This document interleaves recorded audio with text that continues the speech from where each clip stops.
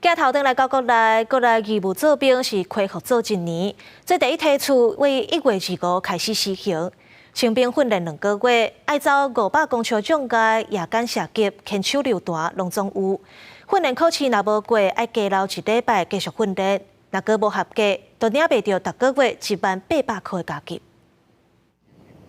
今年期义务役自5正式开始，今年按算有9127人，日军负责接训7514人。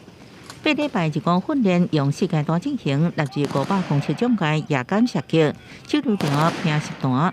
体管训练的危险性，新训上重的技术检测包含体能战机、步枪鉴定射击、3天2夜连续综合战斗教练。若一旦无合格，会留训1礼拜进行补测；若果无合格，就提标到每个月专业加级。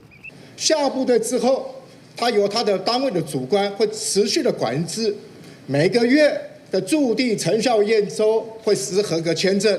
什么时候合格了，什么时候才能支领他的专业加级。你有投资，你就会有一定的配比的分数。过去今年这个比例大概多高呢？在9成以上。另外，台湾大选过后，中国强唬咱的邦交国诺鲁阁加大扰台6头，国防部昨日发布，查到15架次强机、3架次的强舰，加上1粒空飘气球扰台，也更新强军海空动态示意图。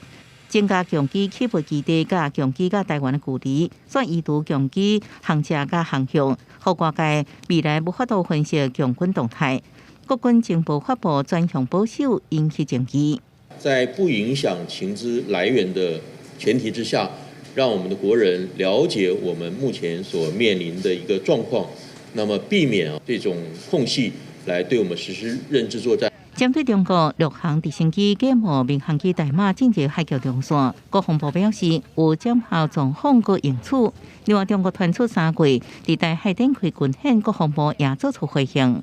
3月部分，我们目前没有掌握到会从事相关对我一些针对性的军事作为。